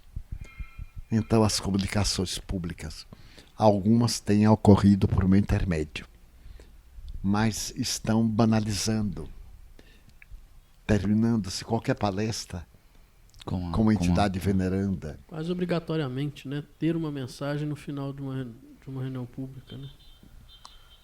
E então, isso banaliza. Mas o médium está consciente do que está fazendo. E isso é perigoso, porque ele está telementalizado por alguém de mente muito poderosa, que o vai levar ao ridículo, que vai criar-lhe que ele vai criar uma situação embaraçosa, o que é muito grave para ele. E é desagradável para o movimento. Porque perde essa beleza, essa pulcritude, né? A pulcritude paulina. Agora, Divaldo, uma coisa que a gente fica assim, muito curioso, porque para espíritas da minha geração, que já cresceram na doutrina, conhecendo o Divaldo expositor, a gente tem uma curiosidade. Quando o Divaldo começou, quem eram aqueles expositores da doutrina espírita que você admirava, assim? Comenta um pouco, como é que eles eram? Eram veneráveis. Normalmente eram senhores e senhoras, depois da meia-idade, com um passado ilibado. Quando se levantavam para expor a doutrina, tinham uma vida condigna, que correspondia ao que apresentavam. Mas o método, àquela época, era da leitura de texto. Levavam um discurso pronto. Olha, iam lendo. Que coisa. Foi quando começamos a proferir a palestra, digamos assim, de improviso. E surgiu uma diferença. Houve muitas dificuldades dos companheiros mais experientes que desejaram impedir, né? Porque era muito jovem, podia fracassar, comprometer-se. Então era um zelo, aliás, justificável, e em alguns lugares nos impediam. Não, você é muito jovem, ainda não tem experiência para ser espírita. E eu entendia perfeitamente. Porque uma vez eu perguntei a Joana por que ela nunca me disse o nome no começo. Porque você não tinha maturidade, meu filho. Você ia terminar na explosão da juventude, da falta de experiência, dizendo que não convinha para a época. Então esperamos você amadurecer, porque toda revelação tem que ser progressiva, não pode ser de uma vez. Se nós trouxermos a verdade em dose alta, intoxicamos. A verdade tem que ser dosada, até chegar ao nível da compreensão do conjunto. Então, eu admirava, por exemplo, José da Costa Freitas. Foi o primeiro orador que eu vi na União Espírita Baiana. Ele falou sobre o encontro de Jesus com a mulher samaritana. Olha. E eu fiquei emocionadíssimo, porque eu vi uma entidade veneranda que fazia lembrar um dos profetas bíblicos. Não era, mas fazia lembrar. E ele então, naquele momento que Jesus disse assim: mulher, eu o sou, eu que te falo. Aquele momento foi culminante quando ela fala do Messias. Eu sei que o Messias está para chegar. E então ficamos tão fascinados que ao terminar eu fui conversar com ele. Conversei um pouco, falei-lhe do espírito que estava e pedi que me aconselhasse. Então nessa noite ele foi à casa da família Sarrolis e sugeriu que nós criássemos o Centro Espírita Caminho da Redenção. Foi ele, José da Costa Freitas. Ele desencarnou em Governador Valadares.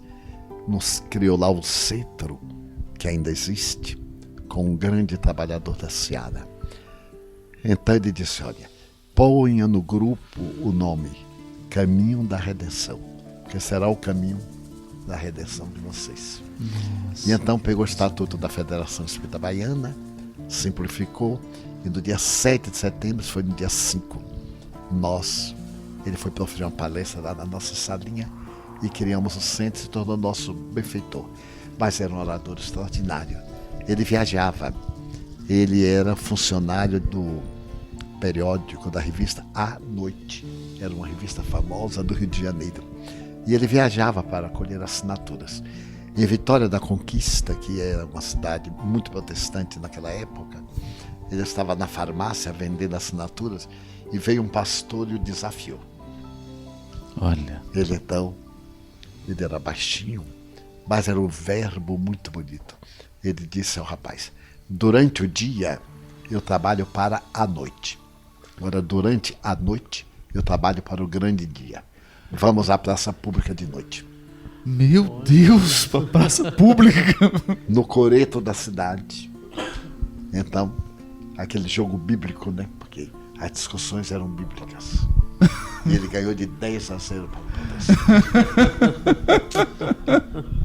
Ele começou com Jeremias.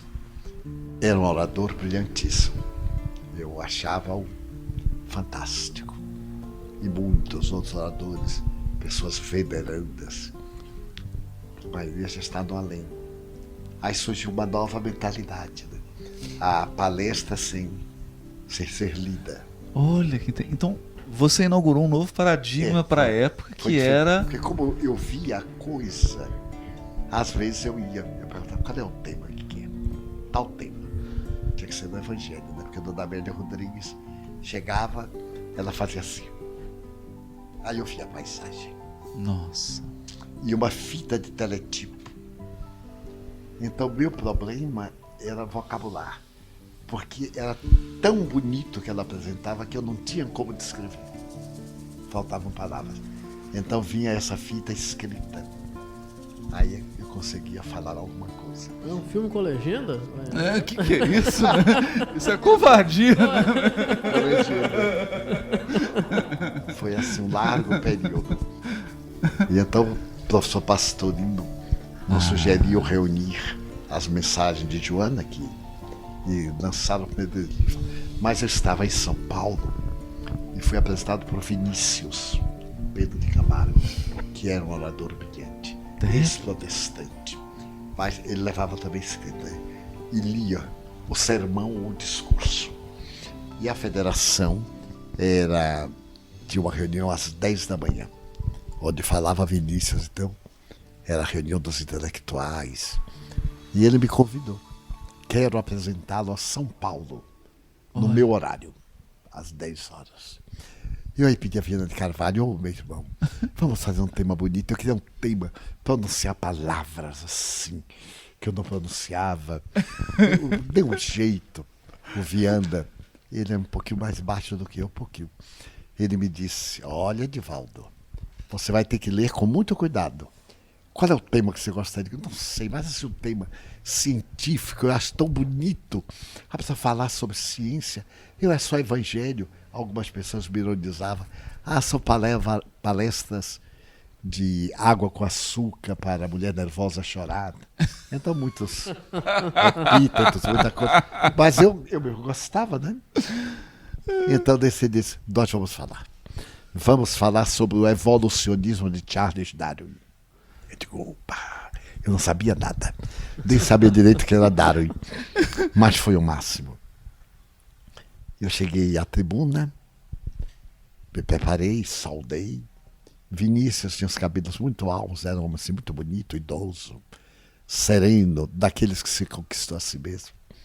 E eu comecei, saudei o público e vi escrito: no ano de 1865, foi publicado o livro Filosofia Zoológica. Aí eu vi o nome do autor, em francês, que eu consegui pronunciar muito bem. Nada obstante, a teoria do transformismo fundamenta-se em dois grandes postulados: o filogenético e o mesológico. O meio ambiente, a hereditariedade. No entanto, não é ele o autor da tese. Antes dele, no século XVIII, Erasmus, que mais tarde seria o avô de Darwin. E aí eu vi o nome, Goethe. Eu digo: opa, eu não sei bem, porque eu sabia. Mas aí eu vi Bacon. Eu digo: nossa, esse homem deve ser francês. E Bacon. Aí eu vi ela assim: bacon, burro. Nunca viste tossir um bacon? Vem aqui na Bahia, não tinha esse negócio. Tinha tocinho de porco, né? Tinha tocinho de porco. Eu nunca vi. Pois é, aí, isto é bacon. E novamente, a frase, né, com tanto nome, não precisava os nomes. Tinha assim, B-U-F-F-O-N. Eu digo, esse deve ser em inglês. Bafão. E eles pensam, bifão, burro. Então fazem toda remendada, né? E aí eu falei sobre o transformismo. Depois eu entrei em Mendel, que eu também não sabia quem era. Aí Charles Darwin. E disse, porque o mito de Adão e Eva é um arquétipo. Também não sabia o que era arquétipo. Depois eu te perguntava, e o que é isso, esses nomes? Você pediu palavras difíceis. Mandou brasa e palavras difíceis. Você pediu. Nunca mais eu me atrevi com Viana de Carvalho. Mas eu fui a Pelotas, no Rio Grande do Sul, em 1957, a primeira vez. E fui falar no Teatro Guarani. É um teatro da época dos teatros do Amazonas, do Pará, do Maranhão, do Rio de Janeiro. E quando eu cheguei, eu ouvi uma voz canora que falava. Mas falava com brilhantismo incomparável. Eu aí entrei e fui assim pelo fundo e para aparecer no palco. Quando eu me sentei, assim, numa frisa, estava um espírito. E ele disse assim, Divaldo, ali sou eu em 1924, quando eu proferi uma conferência aqui no teatro sobre o batismo. Tanto contra o batismo, naquela época se combatia muito a igreja. Batizar para tirar o pecado original? Qual é o pecado original de um navio que se batiza? Nossa. De uma arma de guerra. Eram conferências assim. Nossa, que... Sempre em oposição à Igreja Católica, aos protestantes. E eram muito bíblicas. Réplicas, tréplicas. Então a gente entra com o Evangelho, a Amélia Rodrigues, suavemente. E aí apareceram Newton Boechat, Olha. um trabalhador notável. Depois Jacó Rosman Neto, foi o melhor orador que eu já ouvi. Ele possuía uma memória, ele escrevia a palestra inteira. Depois ele dizia de memória. Era uma memória prodigiosa. Newton Boechat também. Era uma memória bíblica, ele era ex-protestante. Fascinante. Surgiu um número muito grande de jovens expositores e um movimento em São Paulo, chamado Brasil Central e Estado de São Paulo, de reunir 5.000 jovens numa concentração em Marília em 1965. Meu Deus. Depois entraram as lutas administrativas contra a juventude, tinha que pertencer ao centro. A juventude diluíram-se, porque sempre quando chega no auge, quebra, né? E hoje estamos na luta. Mas já hoje outra mentalidade, né? A mentalidade eletrônica, a pessoa com o iPad. Mas o que eu acho melhor da mentalidade nova, eu adoro, é quando o orador diz assim uma frase, ele me surpreende, né? Não sei se vocês identificam, né? Ele diz assim uma coisa arrebatadora, porque não sei o quê. Poxa, que coisa bacana. Que coisa bacana que eu vi. Já te aconteceu isso, Divaldo? Já me aconteceu com um amigo. E aí ele volta e outra. Abre bem o olho assim. Não dá pra dormir na palestra dele porque ele tava de olho aberto. Né? Acorda os mortos. Divaldo, e a gente percebe que depois, num determinado momento da sua tarefa, né, a psicografia começa a assumir um papel muito importante, né, um papel preponderante. Como que isso veio? Como que isso surgiu? Foi em fevereiro de 1949. Nós estávamos com um grupo de amigos numa cidade do interior chamada Muritiba. E eu acordei com uma dor no braço, mas uma dor insuportável. E naquela época tudo era reumatismo e artritismo. E se fazia uma mistura de álcool e 2 outras substâncias. E passava, friccionava, para passar a dor. Não, é uma sementezinha. Então, eu fiz aquela coisa, mas não passou a dor. A dor aumentou. Álcool, cânfora e a outra. E estava presente Abel Mendonça, que era um jornalista muito emérito aqui de Salvador. Falava muito bem, era muito sério. Era um bom escritor. Tinha uma coluna no jornal O Imparcial. Então Abel olhou e disse assim: Divaldo, vamos sentar aqui à mesa. Naquele tempo enrolava-se o pão em um papel especial que era chamado papel de enrolar pão. Um papel pardo, grosso. Ele pegou uns pedaços que ia lá na residência, cortou, colocou e me deu um lápis. Então, quando eu botei a mão, disparou. E aí escreveu uma mensagem: subtração e soma. E assinou Marco Prisco. Oh. E logo depois veio: amanhã, neste mesmo horário, eu pretendo voltar a escrever. Aí passou a dor do braço. Aquele sintoma era para poder despertar.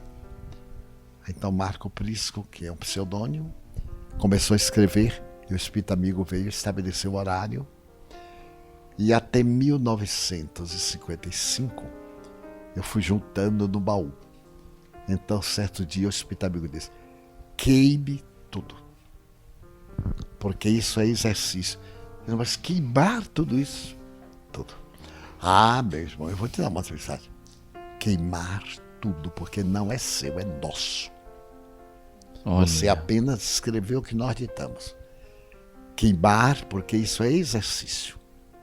O que vai ser publicado um dia, nós escreveremos depois. E aí ela começou a escrever com mais correção de linguagem. As mensagens tomaram aspecto mais profundo. E quando o Pastorino diz: mas Divaldo, é pena, vamos reunir isso no volume, porque as mensagens ficam esparsas, necessitamos, às vezes não encontramos. Eu digo: olha, se você acha, porque Pastorino era muito culto, falava 12 idiomas, inclusive 2 línguas mortas.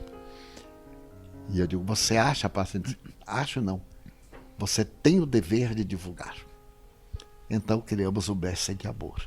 Joana deu para fácil. Ah, o Mestre de Amor foi dessa coletânea. Foi a primeira coletânea. E nós lançamos no Ministério da Fazenda no dia 5 de maio de 1944. Ele completou 50 anos no ano passado. Foi muito curioso. 60, né? Foi muito curioso porque quando eu vi o livro e trouxe para casa, eu fiquei emocionadíssimo. Era um livro simples, uma capa verde com as letras em negro, Mestre de Amor. Era no tempo da ditadura. E o pessoal da ditadura gostava muito de falar no ministério, eles gravavam tudo, porque eu falava sobre a paz. E ele dizia: você vem nos ajudar a governar o país. Falar sobre a paz, eu digo: mas não a aceitação do crime. Eu disse: São Tenente, o que for errado, se for necessário, eu abordarei. Mas nunca me impediram. Era a sobrinha de uma amiga que trabalhava no ministério, ela conseguiu o salão. Mas nesse dia eu voltei para casa com um livro, uma emoção. E eu residia na casa de 2 amigas. Eu coloquei assim no quebra-luz, em pé. E fiquei orando e olhando, alegre. Então entra Joana, mas o espírito amigo, né? Ela entra e coloca no sentido transversal um botão de rosa com a haste muito grande. Eu achei aquilo curioso. De repente o botão foi indo, abriu, as pedras envelheceram, começaram a cair e borrava de sangue no livro. Então ela me perguntou assim: hoje é o momento em que tudo está em botão, mas a rosa vai abrir, vai envelhecer. Eu quero perguntar se tu estás disposto a pagar o preço do testemunho. E eu disse: a senhora me ajudar, eu estou disposto. Então, meu filho, vamos publicar mais. Vamos publicar 10 livros. Eu disse: Ave Maria. Eu vou convidar muitos amigos. Temos muitos amigos. E vamos começar. mas irás pagar um preço muito alto, porque a treva não se incomoda com a palavra. Naquele tempo não havia muito gravador, os gravadores eram grandes, mas com o que está escrito, isso é permanente, e eles têm que impedir. Então, tu tens que pagar. Aí aceitamos, começamos, e foi indo, e ela foi convidando amigos. Impressionante. Um dia Chico me falou uma coisa curiosa, que quando ele era jovenzinho, ele invejava Zil da Gama. Invejava no bom sentido, né? Porque ele recebia mensagens. Adorava os romances. Adorava os romances. Dos romances, né? Ai, eu gosto tanto de ser médio de romances.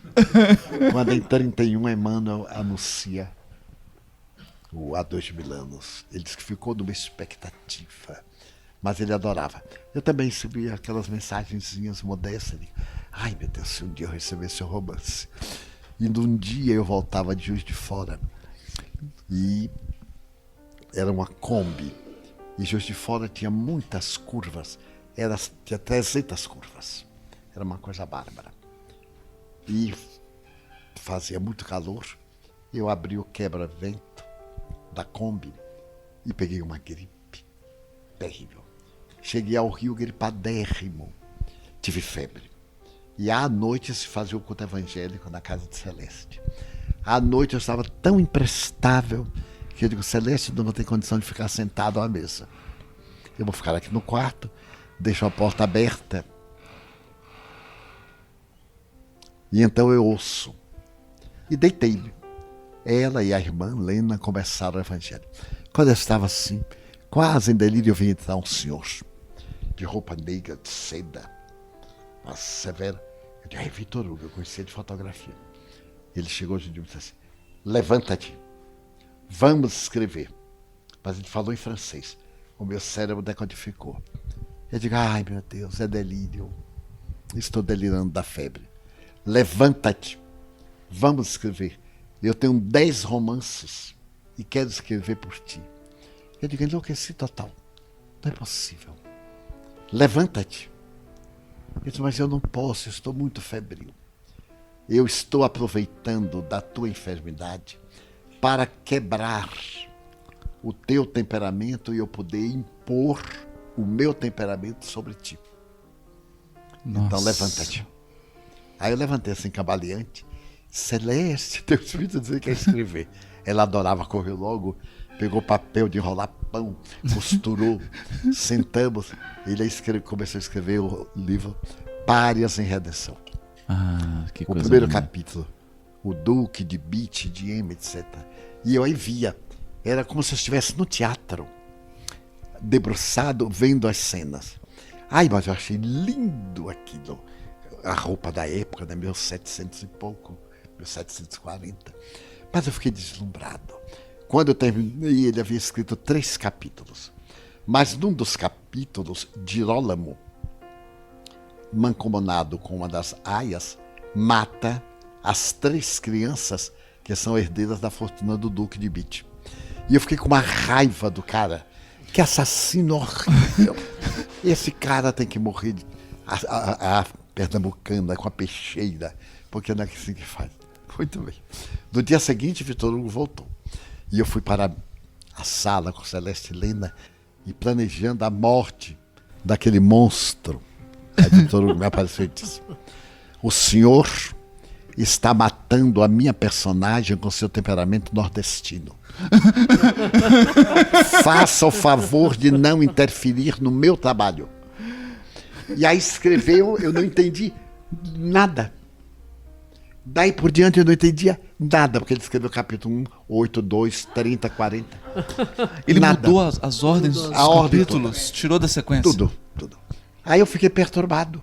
Ele disse assim, para aprender a não interferir na minha obra. Por isso que eu aproveitei doente para domar o seu caráter. O médium tem que ser neutro. Aprenda a não ter emoções. Ele, eu estou morto. Com esse espírito. Um nordestino. Nordestino, né? Mais tarde foi tão interessante, porque eu já estava aqui em Salvador. O livro foi escrito em 24 dias.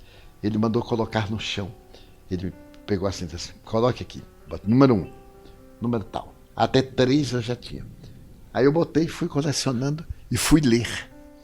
Ai, quando eu li, que eu cheguei mais tarde, o pobre do Girolamo, o Duque, torna-se obsessor.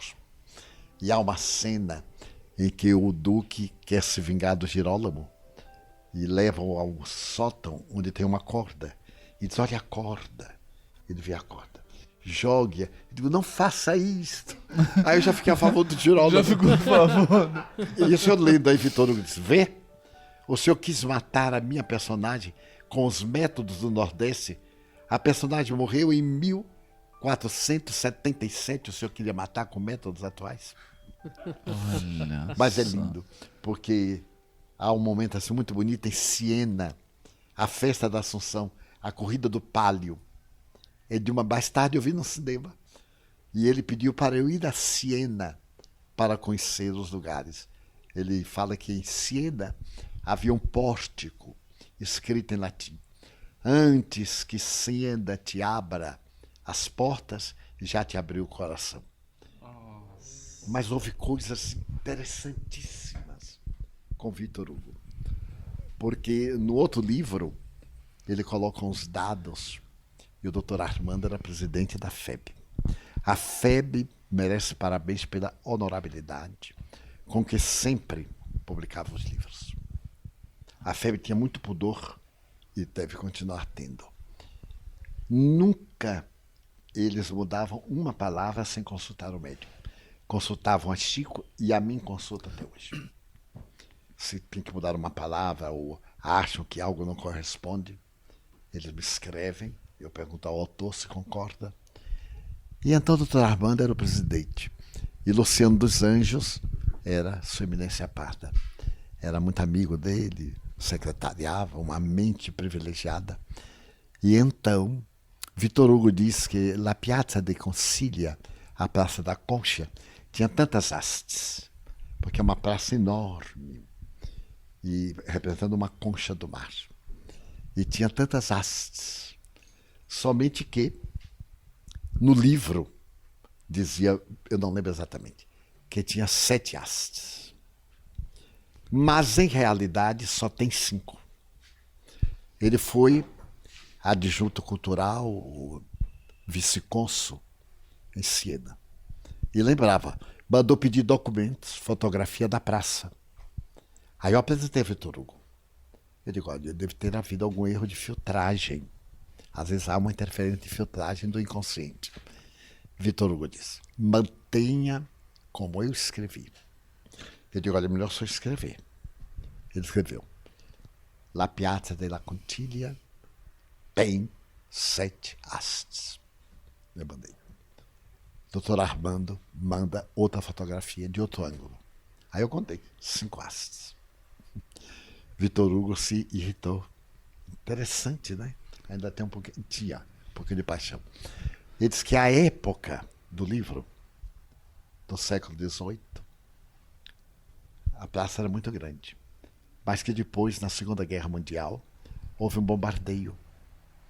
E ao recomporem a praça, tiraram 2 hastes. Nossa. Ficaram 5, mas no original eram 7. Doutor Armando mandou buscar no departamento da cidade, onde guardam as plantas, a planta primitiva. 7 hastes. Nossa, que coisa. Interessante, né? Com o Brasil, coração do mundo, foi uma luta muito grande. luta Doutor grande, Vantu e o né? Chico, E o e Chico. Humberto, né? Agora, Divaldo, tem um caso lindo, uma vez você me contou, queria que você foi visitar o Chico e estava com um livro do Vitor Hugo. Era no tempo que eu datilografava em papel de seda. E era um sábado à tarde. Então nós fomos lá à casa dele e tinha um senhor espanhol de Barcelona. Olha que eu falo muito. O homem me manteve calado. 2 horas o homem falou. E eu calado com uma sacola e o livro dentro. E eu louco para perguntar ao Chico, porque daí a pouco era a vida dos pássaros pretos, não teria mais. Então me disse, olha Chico, eu sou de Barcelona. Ah, meu filho, eu me lembro da Santa Casa de Misericórdia. Eu desencarnei lá. na Santa Casa de Misericórdia em 1811. Porque naquela época Emmanuel era um professor na França por ocasião da Revolução Francesa. Nossa, e quando vieram os incrível. dias do terror, nós emigramos. Atravessamos a cordilheira e fomos para Barcelona. E eu era uma jovem, muito jovem, filha dele. Desencarnei lá. Então eu me lembro das tábuas e o homem foi ficando pálido. O piso e da janela de onde podia ver Montjuic. O homem disse: Chico, eu já estive internado neste quarto. E aí ele descreveu Montjuic, a Santa Casa com detalhes. Aí fiquei sabendo que ele tinha estado na Espanha. Ele adorava a Espanha, o Passo Doble. Adorava. Nena Galves era também companheira lá de Passo Doble. E ele tinha uma pintura de um quadro qualquer com 3 bailarinas. Com as 3 bailarinas. Pois bem, é interessante notar que depois disso ele se voltou para mim e fez assim: Divaldo, abre na página 19. Eu tirei logo o caderno e estava sem numerar. Aí eu fui contando. 19. Era uma questão sobre a prece que eu ia perguntar, porque eu fiquei na dúvida. Eles pode deixar. Está certo. Abre agora na página 174. Era outra pergunta. Pode deixar. Nessa noite, Emmanuel deu o prefácio do livro. Que coisa maravilhosa. Impressionante. Mas o mais interessante foi uma outra vez que nós íamos à Vida dos Pássaros Pretos. Eurípides ia à frente e eu sentado ao lado. Né? E Eurípides pálido de alegria. Eu estava sentado ao lado e o Chico atrás, com aquele jeitinho dele. Ele disse assim: Chico, eu tenho uma novidade. Olha, eu trouxe um livro, gostaria muito de ler uma página para você. Ele perguntou: como é o nome do livro? Eu disse: Alerta. Ele disse: Eurípides, meu filho, o que é que eu terminei ontem? Um livro chamado Atenção, de Emmanuel. Atenção. E eu recebi alerta. Bom, para tristeza de todos nós e para todos os que nos acompanham, Não sei como é que vocês aguentaram. pode ser, e para ficar com aquela imensa vontade de voltar e fazer outro. Nem falamos, não dá. Mas eu acho que, né, Thiago, o que a gente viveu aqui hoje é algo que vai ficar para a história do Pode Ser, né? E foram momentos memoráveis, né? Momentos memoráveis. Divaldo, muito obrigado por esse apoio ao ser, né? Por ter nos dado essa honra de gravar um Pode Ser. E por essas lições maravilhosas de vida, de seus testemunhos na seara cristã, que isso sirva de luz, de exemplo para todos nós que estamos começando nossa jornada aí também de testemunhos, né? Que a gente sempre se lembre do seu exemplo, nos momentos difíceis a gente o tenha como um modelo de alguém que sempre manteve a cabeça erguida, jamais respondeu, jamais devolveu a agressão, a calúnia e continuou trabalhando. Os agressores silenciaram, mas a sua obra permanece, iluminando e inspirando a todos nós. Então, antes que as portas da Mansão do Caminho se abrissem, o seu coração se abriu para nós. É verdade. E a gente agradece de joelhos e comovido a essa recepção amorosa e calorosa no plano físico e no mundo espiritual, que também nos acolheu aqui com que estão benevolência. presentes, muitos. Estamos com muitos amigos participando desse intercâmbio. Eu só gostaria de deixar uma pequena mensagem, especialmente dirigida aos médiuns. Conforme diz o egregio codificador, nós médiuns deveremos sempre tomar para nós mesmos as mensagens que vertem do mundo espiritual. Nunca acharmos que elas são dirigidas aos outros, que cada qual encontre a sua porção no conjunto que é dirigido a todos nós, mas principalmente ao médium. Que aprendamos que somos instrumento e que Deus nos conceda a honra de conseguirmos ser instrumentos maleáveis para que se faça a vontade do Senhor, que nos convidou à última hora para trabalhar da sua vinha. Para que tenhamos em mente que a existência humana na Terra, por mais longa, é muito rápida, depois que passa. E repetindo uma frase do venerando apóstolo da mediunidade Chico Xavier, desde que não podemos voltar ou ir ao passado para apagar os erros, que aprendamos agora a construir o bem para colher frutos sazonados amanhã. Que a caridade não se esfrie em nosso coração. Que o mal dos maus não nos atinja, porque nós estamos com o bem. Mas que nos recordemos que a mediunidade é um favor divino para o nosso autoaprimoramento. Não é um palco. Allan Kardec foi muito claro. A mediunidade jamais subirá ao palco das feiras, embora tenha subido muito nos últimos tempos, como espetáculos ridículos e até hediondos. Que nós preservemos a faculdade mediúnica, que a resguardemos com o carinho que devemos às coisas sagradas, vivendo-a cristamente, lembrando que ela é instrumento de amor, de misericórdia para nós, em primeiro lugar, e para o nosso próximo. Que as lágrimas daqueles que nos buscam não nos causem mal-estar, e que a zombaria daqueles que não nos aceitam não nos gerem qualquer conflito.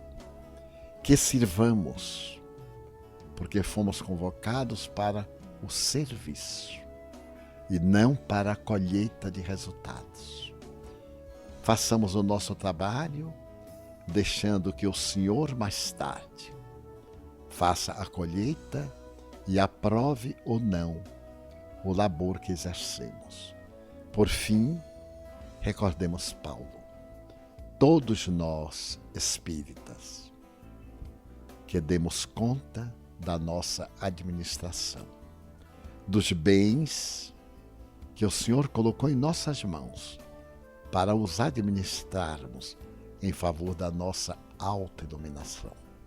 Agradecemos ao nosso querido Haroldo, à equipe do Ser, pela oportunidade de estarem conosco, o que nos constitui uma verdadeira bênção, porque as honras são terrestres, passam.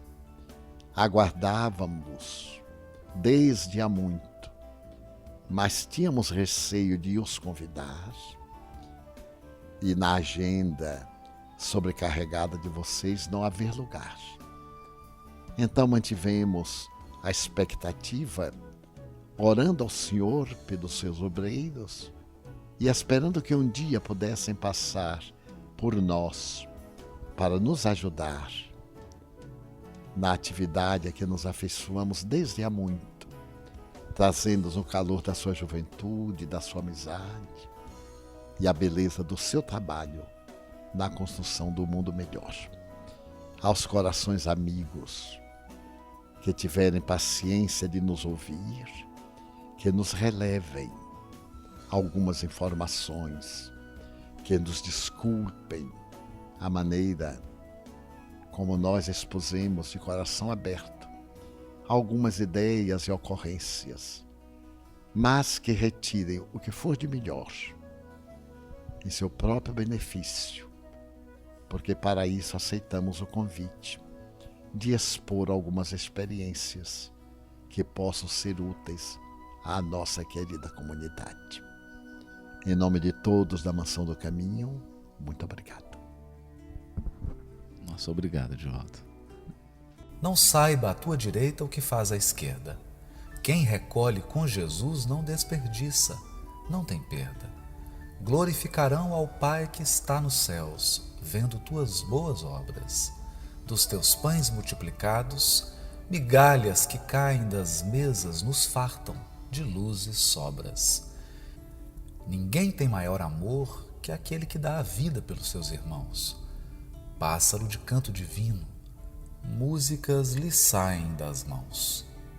Os verdadeiros adoradores adorarão em todo lugar, Bahia, Minas Gerais, Salvador, Jerusalém. Se eles se calarem, as pedras falarão, Joana, Victor e Filomeno. Tábuas, pedras, folhas e pergaminho. A bondade alicerça em festa o terreno da manifesta casa do caminho. Venha a nós o vosso reino, seja feita a vossa vontade, assim na terra como no céu. Na terra o teu destino, nos altiplanos respaldo, versos símbolos que retino. Temática tão verdadeira, árvore do bem, Pereira, queridíssimo irmão Divaldo.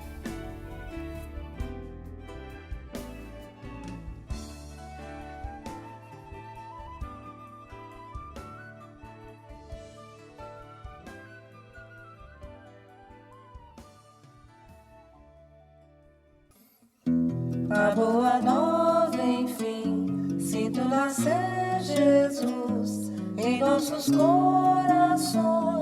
Há de nascer a paz, a paz,